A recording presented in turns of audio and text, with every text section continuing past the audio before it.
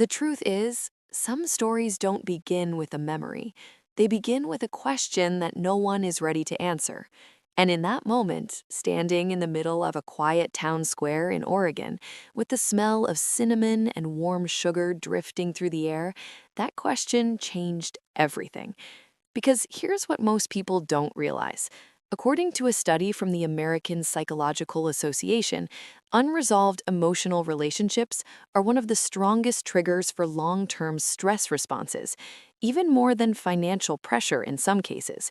Not because of what happened, but because of what was never said. And that's exactly where this story lives. Her name wasn't Lena this time. It was Alina Reyes, 23 years old, fresh out of culinary school, bold in a way that made people either admire her or keep their distance. She wasn't the type to look back. At least, that's what she told herself. She had come to Millridge, a small coastal town, for something simple, a short-term consulting job to help a struggling community bakery stay afloat. 3 weeks, fix their menu, streamline operations, and leave. Clean, efficient, no emotional baggage. That was the plan. But plans are fragile things, like sugar glass, beautiful until they shatter. The first thing she noticed wasn't the bakery, it was the sound. A laugh. Soft, familiar, the kind that doesn't just reach your ears, it lands somewhere deeper, like a memory you didn't give permission to return. Alina froze mid-step. It couldn't be. 6 years had a way of erasing people, or at least that's what she believed. New cities, new routines, new identities. You rebuild yourself enough times, and the past starts to feel like a story that happened to someone else. But some voices don't fade. They wait. She turned slowly, her breath catching before she even saw her. There, behind a pastel blue dessert stand, arranging rows of neatly decorated cupcakes with careful hands, was Sora Kim. 29 now, not the quiet, hesitant girl Alina once knew, but someone steadier, softer in some ways, stronger in others. Her hair was shorter, tucked behind her ears, and there was a calmness in her movements that hadn't existed before. And beside her, a little girl, no older than 5, small hands smudged with flour, bright eyes that seemed too observant for her age. She was humming to herself, completely at ease in a world Alina didn't understand yet. And that's when something shifted. Not loudly, not dramatically, just enough. Because here's the thing nobody tells you. The past doesn't come back to hurt you. It comes back to ask if you've changed. Alina told herself to leave. She should have. Anyone with common sense would have. But emotions don't follow logic. They follow gravity.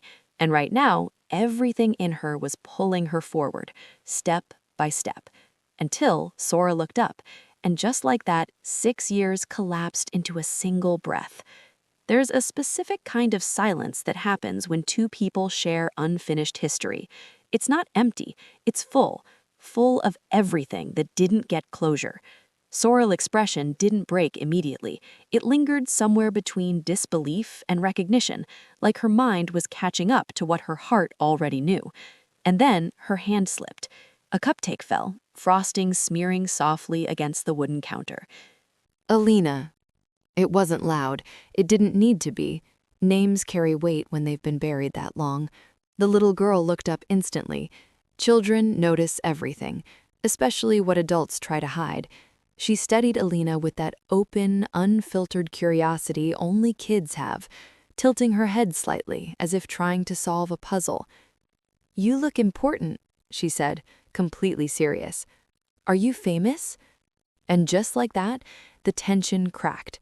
Not gone, just interrupted. Alina almost laughed, the sound catching somewhere between her chest and her throat. "No," she said gently, "just someone passing through." But even as she said it, something inside her pushed back. Passing through? That's what she had told herself 6 years ago, too, and we all know how that ended. Sora moved quickly then, brushing her hands against her apron, trying to regain some kind of control over a moment that clearly wasn't following her script. "Leah, sweetheart, can you check the napkins for me?" she said, her voice calm but just slightly too controlled. But Leah didn't move. Instead, she looked between them, once, twice. Children are pattern detectors. They pick up on energy the way adults read words. "Why are you both acting weird?" she asked plainly. No hesitation, no filter, just truth. And here's where things got dangerous, because sometimes it's not the past that exposes you, it's the innocence of someone who doesn't understand why you're hiding it. Leah stepped closer to Alina, completely unafraid. "Do you know my mama?" she asked. A simple question, but loaded in ways she couldn't possibly understand. Alina felt it then. Not just the tension, not just the memories, but the weight of everything she didn't know. 6 years, a child, a completely different life. There's a common belief that time heals everything, but that's not entirely true. Time doesn't heal, it reveals. Reveals what survived, what changed, what grew in your absence. And standing there, looking at this little girl who shared Sora's eyes, Alina realized something that didn't feel like a thought.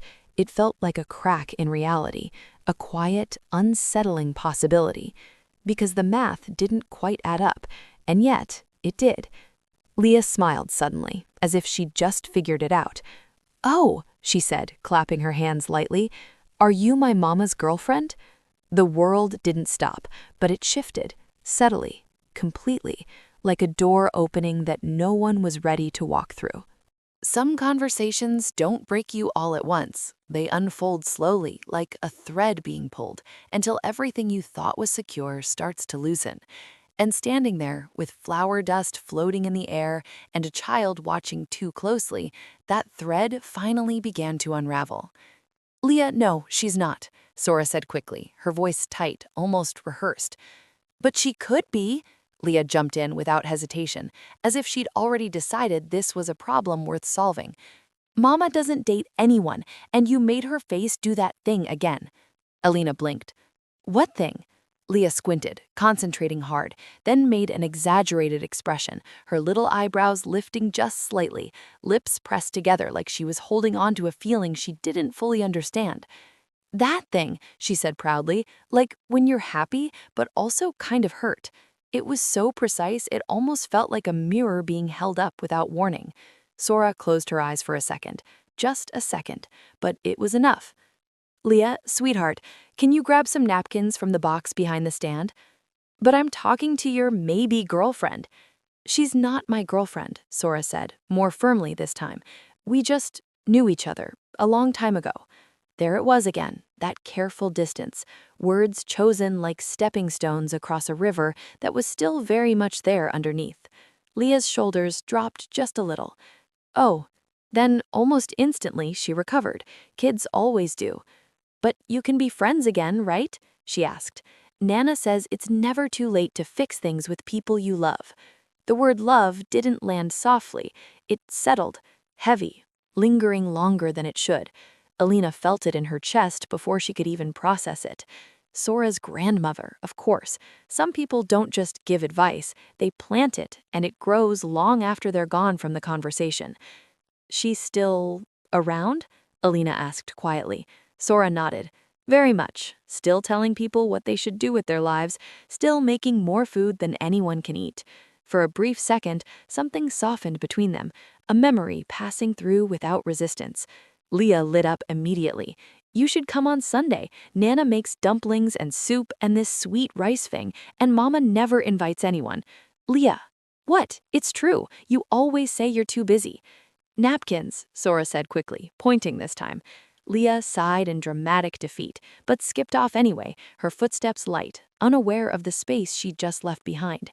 And just like that, the silence came back, only now it was sharper.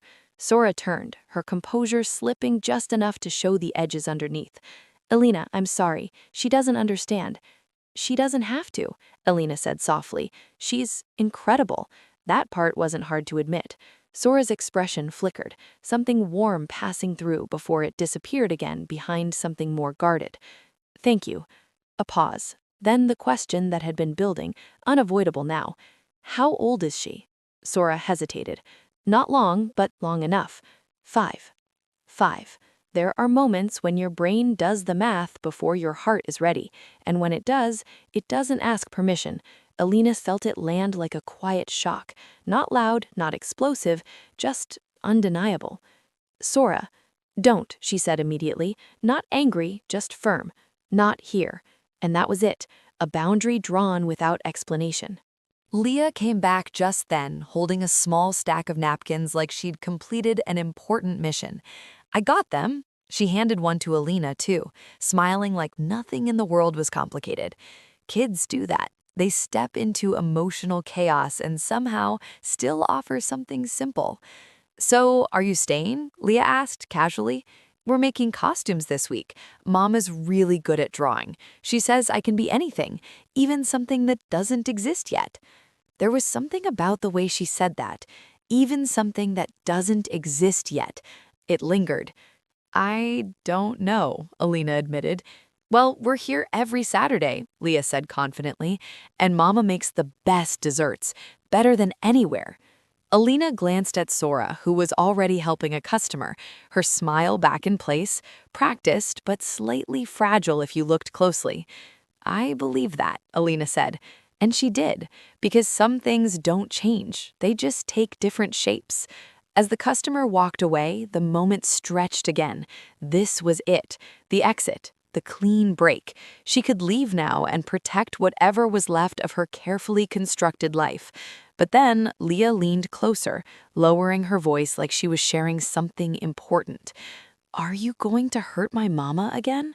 No hesitation, no fear, just a question. And somehow, that was worse than any accusation. Alina felt it hit deep. Not dramatic, not loud, just honest. "I hope not," she said quietly.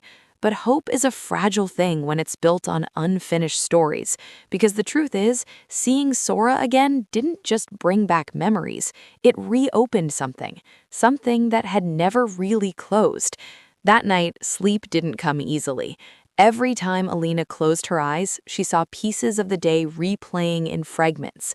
Leah's expression, Sora's silence, the number 5 echoing louder than it should. There's actually a psychological pattern called the Zygarnik effect. It suggests that unfinished experiences stay active in the mind, demanding resolution. It's why you remember what wasn't completed more vividly than what was. And right now, nothing about this felt finished. By morning, the decision didn't feel like a decision anymore. It felt inevitable. She told herself it was just cozy, that the hotel breakfast was unbearable, that she needed fresh air, that it had nothing to do with timing. But even she didn't believe that. The town looked different in the morning, brighter, almost too peaceful, like it was hiding something beneath the surface. Sora was already there, of course she was, arranging desserts with careful precision, while Leah sat nearby, completely absorbed in coloring, her tongue slightly sticking out in concentration. It was steady, grounded, not the Sora Alina remembered. Back then, everything about her had been movement, late nights, big dreams, conversations about cities they hadn't seen yet. Now, everything felt quieter, contained, and that raised a question Alina hadn't let herself ask yet. What changes a person that much? "Alina?" She turned. An older woman stood a few feet away, smiling with recognition. Miss Carter, her old literature teacher. Some things, it seemed, didn't stay in the past as easily as she thought. "Well," the woman said warmly, "look who finally came back." Success doesn't always look the way people imagine it. Sometimes it looks like a polished office in a big city, clean lines, clear wins, a life that makes sense on paper. And sometimes it looks like someone quietly giving up a dream no one else even realized they were still holding on to. "Seattle treating you well?" Miss Carter asked, her voice warm, familiar in a way that felt almost disarming. "It's good," Alina replied. "Busy, predictable." "I always knew you'd go far," she said with a small nod. "You had that focus. Not everyone does." Her eyes drifted, just slightly, toward Sora's stand. "Some people," she added, almost as an afterthought, "aren't meant for that kind of life." There was something in her tone, not judgment exactly, but not neutral either. Alina followed her gaze. "What do you mean?" Miss Carter hesitated, like she was weighing whether to say more. Then, quietly, "Such a shame about Sora Kim. All that talent. You don't see that often. Her instructors used to say she could have exhibited internationally by now." Alina felt something tighten. What happened? A pause, the kind that stretches just long enough to feel intentional. "You know how things go," Miss Carter said softly. "Life interrupts, especially after everything with the Caldwell situation." Caldwell. The name didn't just register, it landed. Heavy, familiar in a way that made her stomach drop. "What situation?" Alina asked, her voice quieter now, but Miss Carter was already stepping back. "I shouldn't be the one telling it," she said quickly. "It's not my place." And just like that, she was gone, leaving behind a question that didn't feel optional anymore. Because here's the thing about small towns. Stories don't disappear. They settle, they wait, and when you come back, they're still there. Alina stood still for a moment, the morning noise of the market fading into something distant. Caldwell. Old money. Influence. The kind of family that didn't just live in a town, they shaped it. And suddenly, the quiet life Sora was living didn't feel like a choice. It felt like a result. Before she even realized it, Alina was moving again, back toward the stand. Leah saw her first, of course. She always did. "You came back," she said, lighting up instantly. "Mama, look!" Sora glanced up, and for just a second, something softened. Not fully, not safely, but enough to notice. "Hi," she said. "Hi." It felt strangely awkward, like stepping into a conversation that had never properly ended. "I was just getting coffee," Alina added, holding up the paper cup like it explained anything. "That place is terrible," Leah said immediately. "It tastes like warm paper." "Leah, you said that," she insisted, turning to Sora. "Last week, when that man complained." Alina couldn't help it. A small smile slipped through. "She remembers everything, doesn't she?" "Too much," Sora muttered, but there was the faintest hint of a real smile there. And then, just like that, it faded again. "Can I ask you something?" Alina said, lowering her voice slightly. Sora stilled. "Alina?" "Not about us," she said quickly. "About your art." That got her attention. Or maybe it broke something open. "You had a full scholarship. People were already noticing your work. What happened?" For a moment, Sora didn't answer. And in that silence, the truth started to show. Not in words, in the way her shoulders shifted, the way her eyes didn't quite meet Alina's. "Things changed," she said finally. "Because of what?" That landed harder than intended. Sora's expression tightened. "I was younger," she said, her tone sharper now. "I thought I understood what I wanted. I didn't." There it was again, deflection, but not denial. Leah looked up from her coloring, sensing the shift. "Mama?" "I'm okay," Sora said immediately, her voice softening. "Show Alina your drawing." The transition was quick, intentional. Leah held up the page proudly. It was simple: a small house, a woman, a child, a dog with uneven legs. But the details, the way the shadows were filled, the careful lines, even here, the talent was unmistakable. "That's beautiful," Alina said honestly. "Mama helped," Leah said. "She's really good. She used to paint all the time." Sora stiffened. "Leah." "There's still paintings," she continued, completely unaware. "In the closet, there's one with flowers, and one with a lady who looks sad but kind of glowing, and—" "That's enough." Sora's voice wasn't loud, but it was final. Too late, though, because now Alina knew. "You didn't stop," she said softly. "You just hit it." Sora didn't respond right away. Her hand rested on the edge of the counter, fingers still, like she was holding herself in place. And when she finally spoke, it barely rose above the morning noise. Some dreams don't disappear. They just become too expensive to keep. There it was. Not an explanation, but something closer to truth. And just as Alina was about to ask what that meant, a voice cut through the air. Sharp, confident, unwelcome. "Well, this is unexpected." Alina turned and immediately understood. Some people don't need introductions. Their presence does the work for them. Tall, impeccably dressed, the kind of confidence that doesn't come from personality, but from power. Daniel Caldwell. Sora went completely still beside her. Leah stepped closer to her mother without thinking. Small instincts, big meaning. Still here, he said, his gaze settling on Sora with something that wasn't quite a smile. I see some things never change. Then his eyes shifted to Alina. And you must be the one who left. It wasn't a question, it was a statement, and something about the way he said it made it clear. This wasn't just history, this was the beginning of something that had never really ended. There's a moment when confusion turns into clarity, and clarity turns into something heavier, because once you understand what really happened, you can't unknow it. The way Daniel stood there, the way his eyes lingered on Sora, then dropped briefly to Leah. Not curious, not warm, familiar, too familiar. And the way Leah instinctively leaned into her mother, fingers curling into the fabric of her sleeve like it was the safest place in the world. Something about it didn't sit right, not even close. "What do you want?" Sora asked, her voice calm but tight, like she was holding it together by force. "Just checking in," Daniel said casually. "It's a small town. People look out for each other." His gaze flicked to Leah again. "She's growing fast." The words were simple, but the tone, it carried something else, something that didn't belong. Alina felt it immediately, a quiet unease crawling up her spine, and then it clicked. Not all at once, but enough. A pattern forming, pieces aligning, the age, the silence, the abandoned plans, the way Sora had shut down the conversation earlier, the way she'd said, "not here." Oh, it wasn't spoken out loud, but it might as well have been. "We should go," Sora said quickly, already moving. "Leah, help me pack up."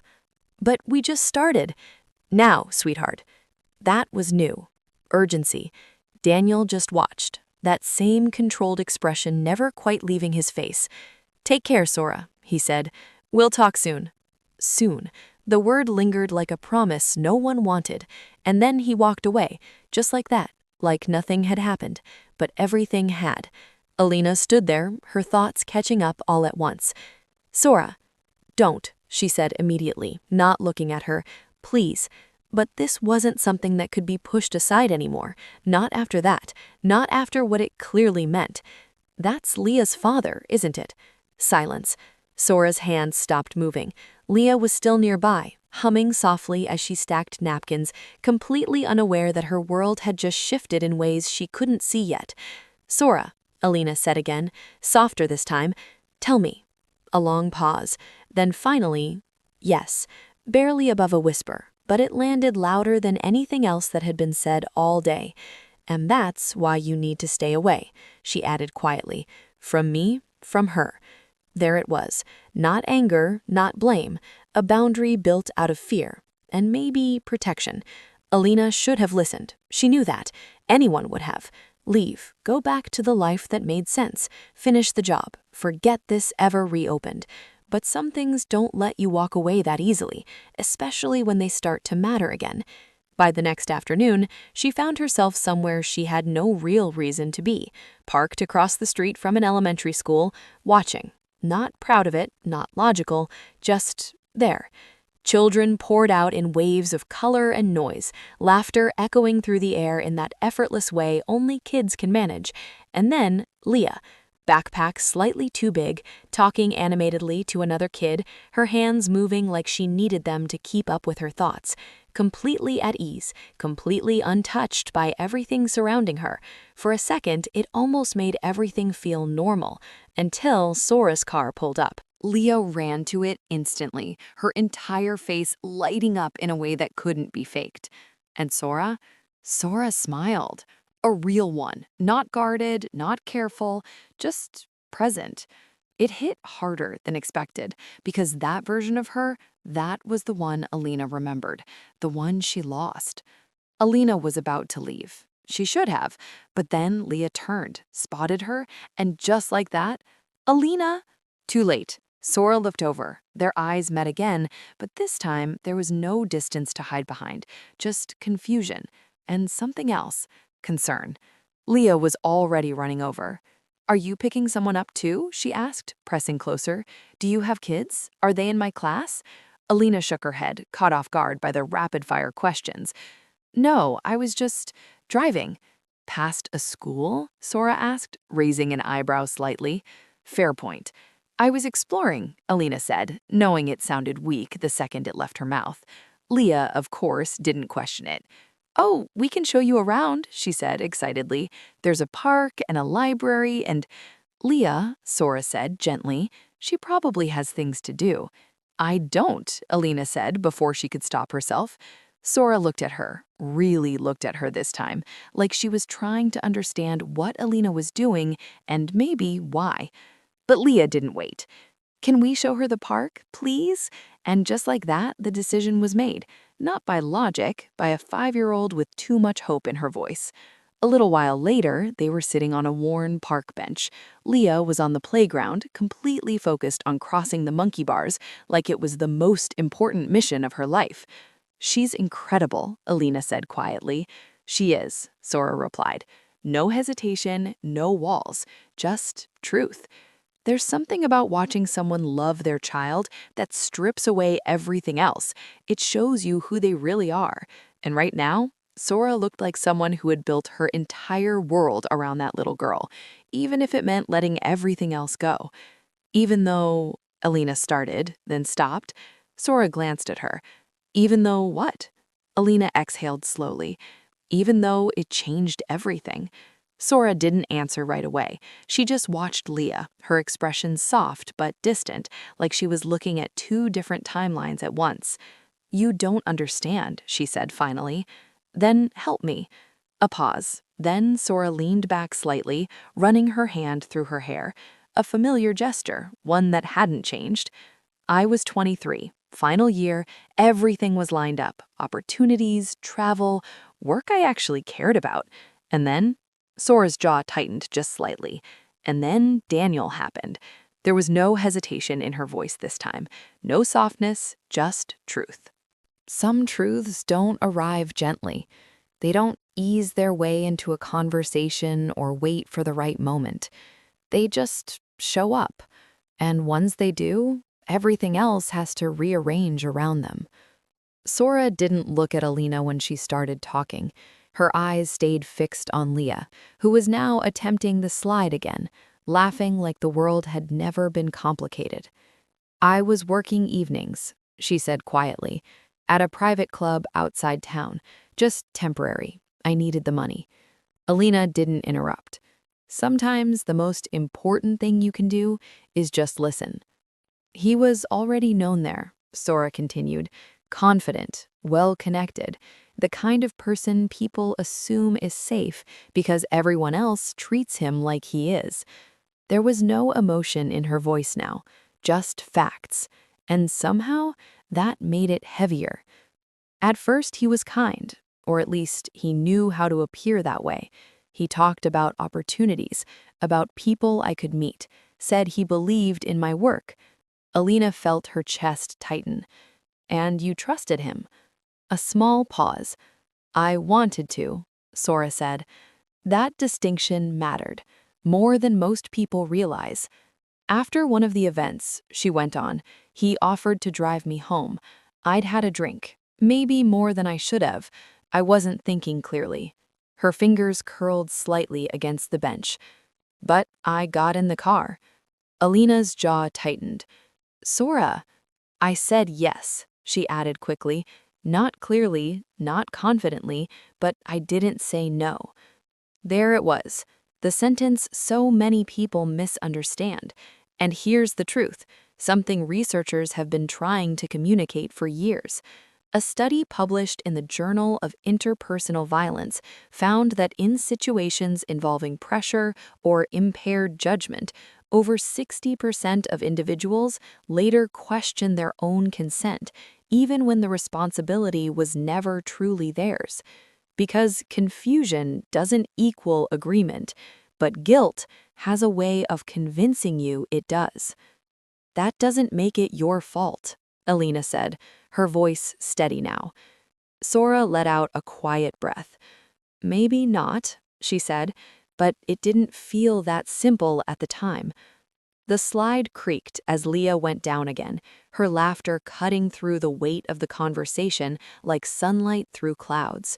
For a while, I told myself it was just a mistake, something I could move past. And then you found out. She nodded. 2 months later, Alina felt it again, that same quiet impact. And when I told him, Sora's expression hardened just slightly. He didn't panic, he didn't even hesitate. What did he do? He tried to solve it, quickly, cleanly, quietly. Alina already knew what that meant. He offered options, Sora went on, ones that would make everything disappear. And when you didn't agree, Sora finally looked at her. He changed the terms. Not louder, not angrier, just clearer. There was money, conditions, expectations, silence. The words came out measured, like she'd repeated them to herself enough times that they no longer needed emotion. I didn't have anyone. My parents were gone, my grandmother was barely holding things together, and his family? She didn't finish the sentence. She didn't need to. Some power structures don't need to be explained. You feel them just by standing near them. So you chose to stay, Alina said. I chose to survive, Sora corrected. That landed differently, because survival isn't always visible. Sometimes it looks like compromise. Sometimes it looks like giving something up so something else can exist. Leah ran over again, slightly out of breath, dropping onto the grass in front of them like she belonged exactly where she was. Mama, did you see that? I didn't even slow down. I saw, Sora said instantly, her voice soft again. You were amazing. And just like that, everything shifted. That's what motherhood does. It doesn't erase the past, it reorganizes it. I can push you on the swings, Leah offered Alina. I'm really strong. Alina smiled faintly. I believe you. Leah beamed, satisfied.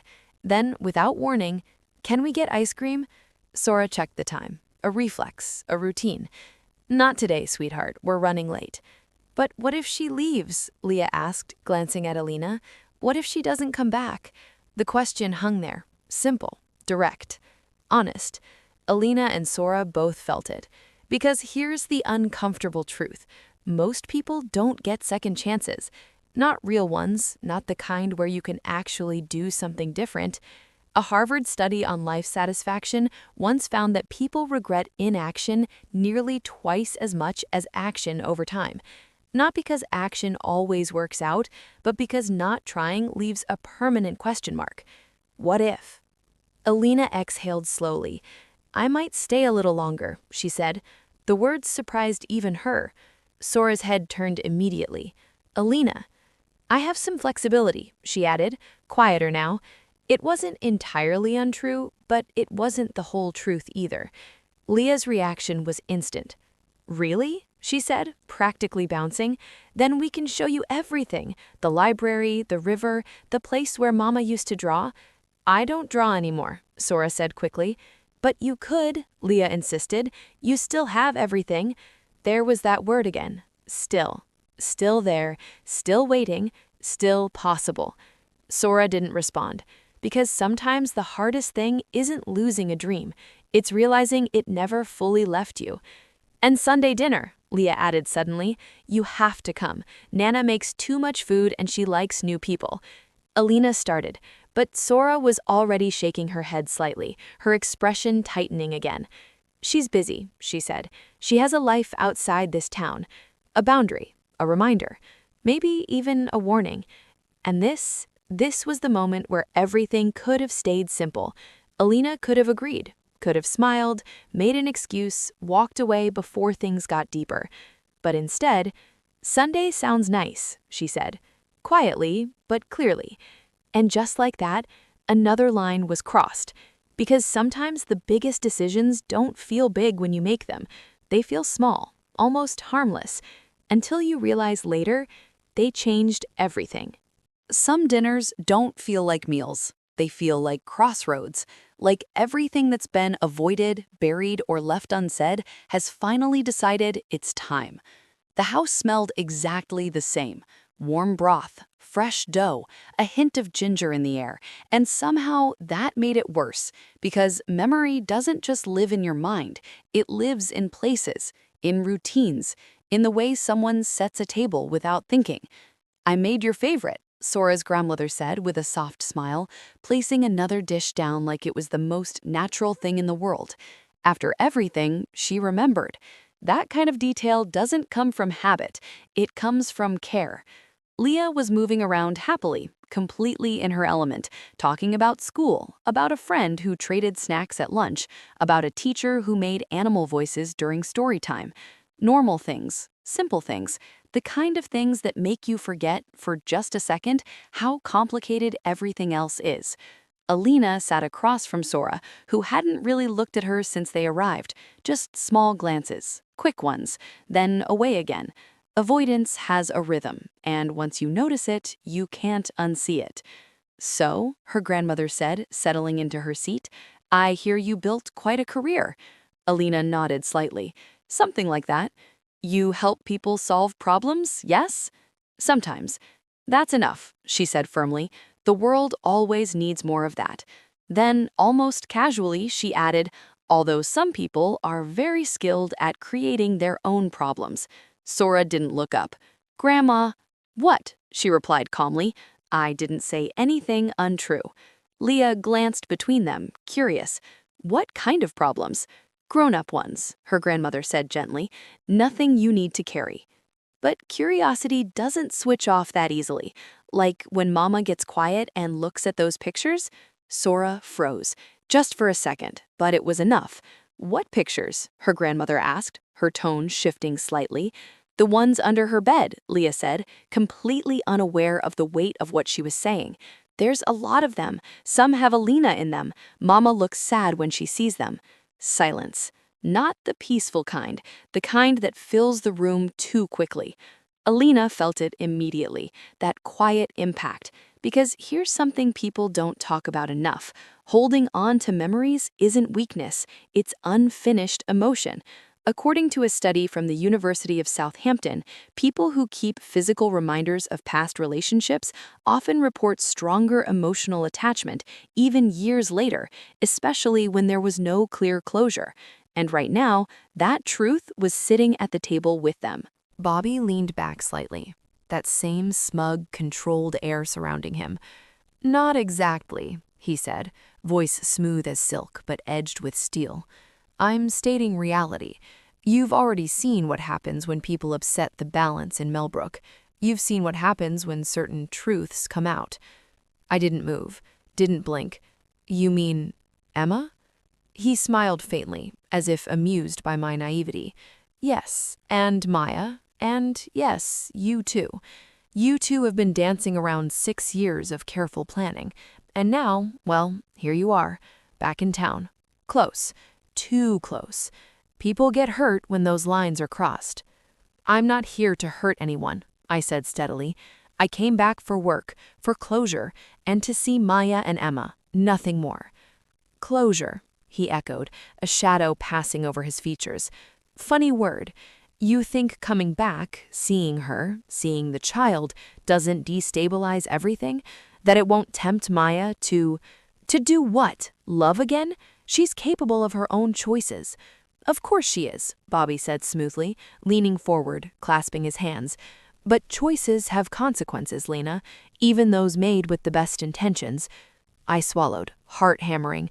"So your point is, stay away, let life go on without me." He shrugged like it was the simplest thing in the world. "Exactly. Keep your distance. You don't belong in this story anymore. Not if you want everyone to stay safe." I stared at him, cold fury rising. "Safe? Is that what you call controlling a mother's life for 6 years, threatening a child's future, dictating who she can love and what she can pursue? That's not safety, that's prison." Bobby's lips twitched. "Prison can feel a lot like freedom if you convince yourself it's necessary." I clenched my fists. "Not anymore. Not if I can help it." He leaned back, his expression unreadable. Be careful, Lena. Careful what you meddle with. The town likes its peace, and peace can be fragile. I picked up my coffee mug, feeling the weight of the confrontation settle like a stone in my chest. Then maybe it's time someone reminded you what real consequences look like, I said softly, letting a hint of steel slip into my voice. Bobby's eyes narrowed. We'll see about that. Even as he left, that familiar chill remained. Bobby Hendricks wasn't just a man, he was a force, and forces don't relent easily. I exhaled, gripping the mug, thinking of Maya and Emma. My resolution solidified. Whatever it took, whatever came next, I wouldn't let fear dictate their lives anymore. Not mine, not theirs. The game had begun, and this time I wasn't playing by his rules. Some people don't raise their voices when they threaten you. They smile. They sit comfortably in your space, speak in calm, measured tones, and quietly explain how easily your life can be rearranged. Daniel didn't rush his words. That was part of what made them dangerous. Not a threat, he said, almost casually, just perspective, from one professional to another. Alina didn't respond right away. She'd seen this before. In boardrooms, in negotiations, in cases where power didn't shout, it suggested. I'm listening, she said finally. Sora has stability, he continued. A routine, a life that works. For her, for the child. He didn't say Leah's name, not once. That kind of balance is fragile, he went on. It would be unfortunate if someone disrupted it. By someone, Alina said evenly, you mean me. A small smile. I mean anyone who encourages her to revisit things better left in the past. There it was. Not direct, but clear enough. Alina felt her hands tighten slightly at her sides. Things like her art, she asked, or being with someone who actually cares about her? For just a second, the mask slipped. Not much, but enough to reveal something colder underneath. Things like rewriting reality, he said quietly. Pretending actions don't have consequences. The room felt smaller. What consequences? Alina asked. The ones where you benefited and she paid for it? That did it. A shift in the air. Subtle, but real. Be careful, Daniel said, his voice softer now. You're stepping into territory that doesn't concern you. Alina held his gaze. From where I'm standing, it concerns me a lot. A pause. Then he stood, adjusting his jacket like this was just another meeting. You know what makes small towns interesting? He said. Information moves quickly, sometimes to places it shouldn't. Alina didn't like where this was going. And then, your current project, he added, glancing toward her documents. There are complications. Her stomach dropped. Excuse me? Property reviews, environmental flags. Delays happen, especially when the right concerns are raised by the right people. There it was. Not a direct move, but a reminder. He could reach into her world too. That doesn't just happen, she said, her voice controlled. Processes evolve, he replied smoothly, especially when someone pays attention. Silence. Then finally, what do you want? Simple question, clear answer. I want you to leave, he said. Finish what you came here to do and go back to your life. And if I don't? Another pause, longer this time. Then things become more complicated. He stepped toward the door, then stopped. And Sora's situation, he added, almost as an afterthought, it's delicate. Stability matters in those cases. People start asking questions when routines change. Alina felt it instantly. Not just a warning, a pressure point. You're implying something, she said. I'm reminding you, he replied, that systems don't always favor unpredictability. And with that, he left, just like before, quietly, but not harmlessly. The door closed, and the silence that followed wasn't empty. It was loud, because now it was clear. This wasn't just about the past anymore. It was about control. And here's something worth knowing. According to a report by the National Center for Victims of Crime, individuals in positions of power often rely on indirect pressure rather than direct confrontation because it leaves less evidence and more doubt. That's how influence works. It makes you question whether what you're experiencing is even real. But Alina knew better. She stood there for a moment, letting it settle. Then something shifted. Not fear, not hesitation, something else. Resolve. Because here's the truth. Bullies don't stop when you comply. They stop when they're exposed. And for the first time since she got back, Alina stopped thinking about leaving and started thinking about staying. Not impulsively, strategically. She reached for her phone. There was one person who could do what she couldn't. One person who didn't just tell stories, she uncovered them. "Naomi?" she said when the call connected. A pause. Then a surprised laugh on the other end. "Alina? Wow, this is unexpected." "I need your help," Alina said. The tone shifted instantly. "How serious?" "Very." Another pause. Then, "Okay," Naomi fed. "Start talking." Naomi Park wasn't just a journalist. She was the kind who followed threads other people ignored, the kind who didn't stop when things got uncomfortable, which made her exactly what this situation needed. "What do you know about Daniel Caldwell?" Alina asked. A small exhale on the other end. "Enough to know he's careful," Naomi said. "Why?" "Because I don't think he's as clean as people believe." Silence. Then, "Well," Naomi said slowly, "that just made my week interesting." And just like that, things started moving. Not loudly, not publicly, but steadily. Because truth doesn't need noise to be powerful. It just needs proof. Over the next few weeks, pieces started coming together. Patterns, names, situations that didn't quite add up until you looked at them side by side. And here's something most people don't realize. Investigations rarely begin with certainty. They begin with discomfort, with small inconsistencies that refuse to stay quiet. This was one of those. By the time it surfaced, it wasn't small anymore, and the man who thought he controlled everything was about to realize he missed something. Because the one variable he didn't account for was someone who finally refused to be afraid. Some endings don't feel like endings. They feel like something opening.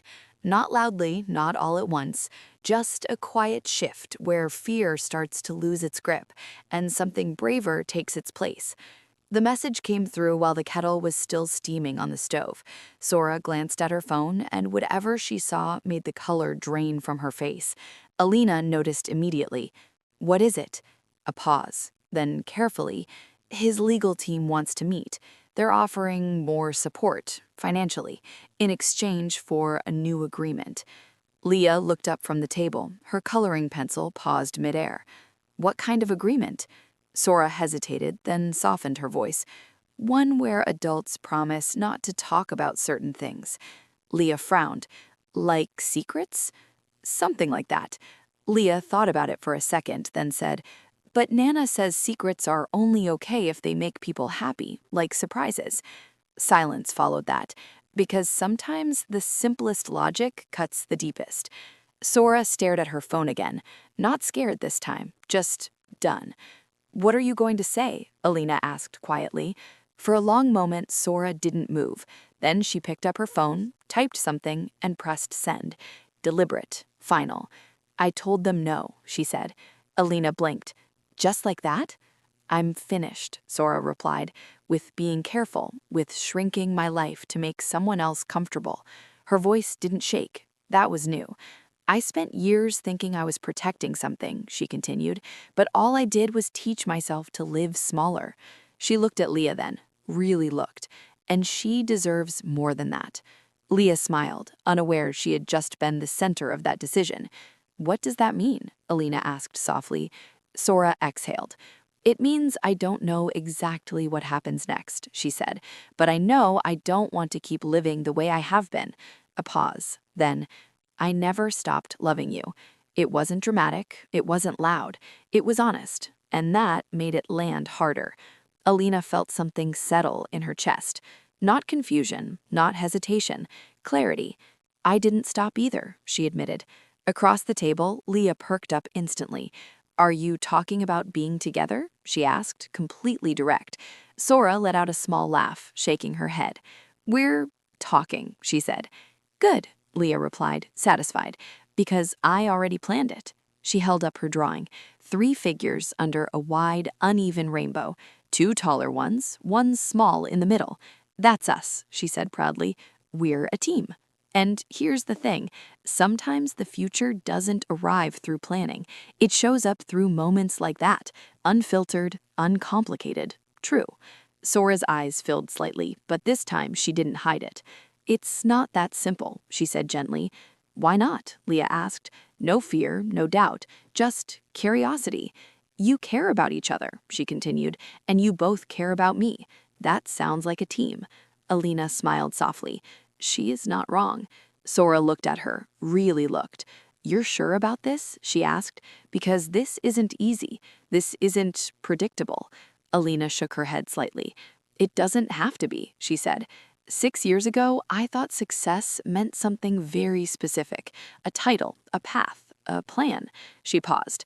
But now, I think it means choosing the life that actually feels right, even if it's messier.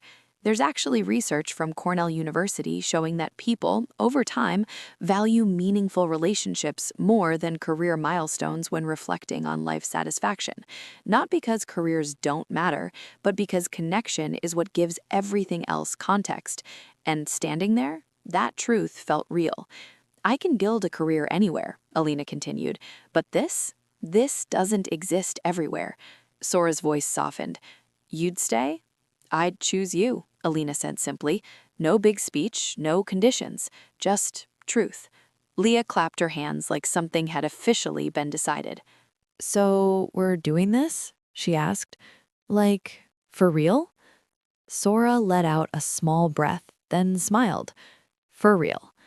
Leah immediately launched forward, wrapping both of them into a hug that was slightly too tight and completely perfect. Okay, she said, thinking out loud now. So first you move in, then we figure out movie nights, then maybe a dog. A dog? Sora laughed. Eventually, Leah said seriously. We shouldn't rush big decisions. Alina laughed quietly. That made sense, in its own way.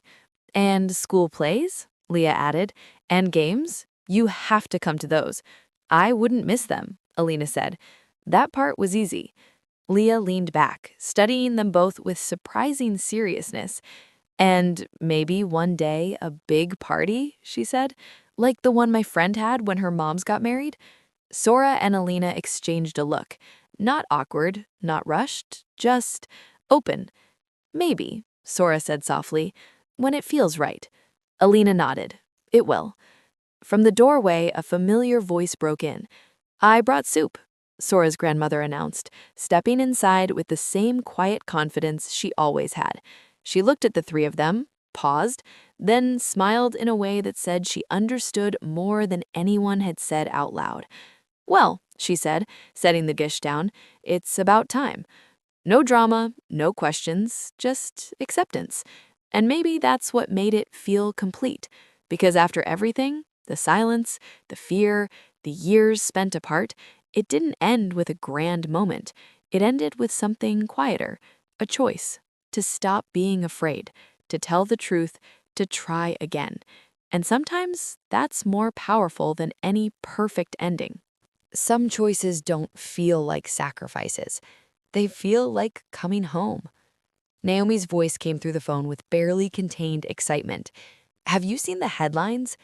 Alina stepped into the hallway, glancing back at the kitchen where Sora and Leah were laughing over something small and unimportant, but somehow everything. Not yet, she said. What happened? It's done, Naomi replied. Daniel stepped down this morning. There's talk of a federal inquiry into his financial dealings, and more people are coming forward. This isn't going away. Alina closed her eyes for a second, not out of relief, but release. The kind you don't realize you've needed until it finally arrives. That's good, she said quietly. Good? Naomi laughed. It's huge. You helped expose something real. So what now? You heading back? Back. The word lingered. Alina looked through the doorway again. Leah was now trying to balance 3 crayons on top of each other while Sora pretended to be impressed. It was chaotic, unpolished, perfect. "I think I'm staying," she said. There was a pause. Then, "Wait, you mean that?" Naomi asked. "I do." Another pause, longer this time. Then a soft, knowing laugh. "Wow," Naomi said. "You're choosing her." "I'm choosing us," Alina replied, because that was the truth. Not just one person, not just one feeling, a whole life. There's a study from Harvard's Grant Study, the longest-running research on adult happiness, that found something surprisingly simple. Strong relationships are the single most consistent predictor of a fulfilling life. Not status, not income, connection. Standing there, Alina didn't need a study to believe it. She could see it, hear it, feel it. "I'm really happy for you. Seriously." "Thank you. And for the record, you sound different." "How?" "Lighter," Naomi said. "Like you finally stopped running." Alina smiled. "Maybe I did." When she walked back into the kitchen, Leah was mid-sentence, passionately explaining why they absolutely needed a dog. Not just any dog, she was saying. A big one, friendly, with floppy ears. Sora laughed. "We're not even settled yet." "That's why we plan early," Leah insisted. Alina sat down beside them. "Everything okay?" Sora asked, searching her face. Alina nodded.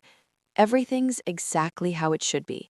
And for once, that wasn't something she was trying to convince herself of. It was real. Dinner turned into one of those long, unstructured evenings where no one watches the clock. Stories overlapped, laughter came easily, and at some point, without anyone announcing it, Alina stopped feeling like a visitor. She just belonged. Later that night, after Leah had fallen asleep mid-sentence and the house had finally gone quiet, Alina and Sora sat outside on the porch steps.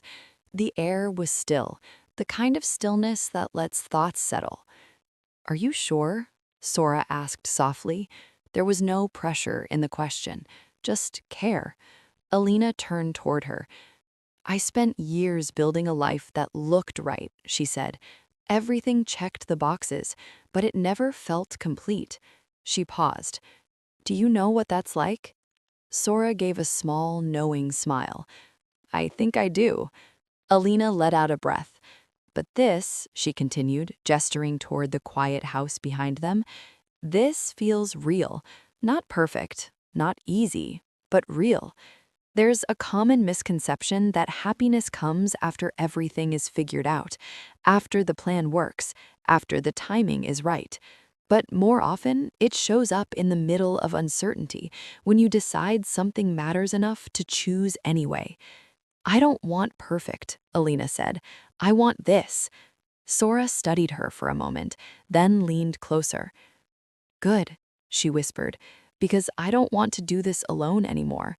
Alina smiled. "You won't." They sat there in comfortable silence for a while, the kind that doesn't need filling.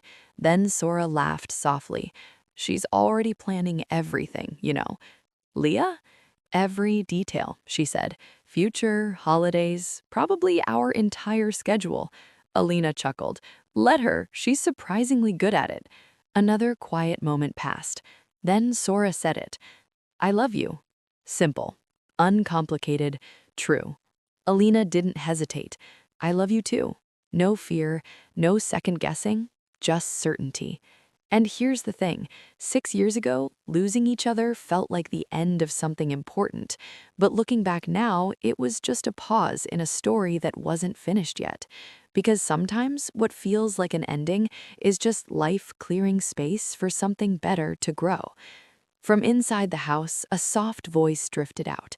Leah, talking to herself, probably imagining tomorrow the same way she imagined everything else, with color, with possibility, with no doubt that things could work out.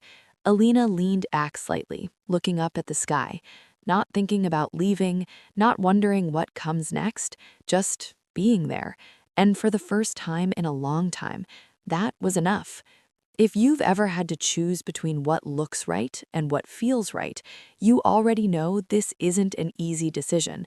But sometimes the bravest thing you can do isn't chasing something new, it's going back, choosing again, and this time, not being afraid of what you might lose, but finally seeing what you could have all along.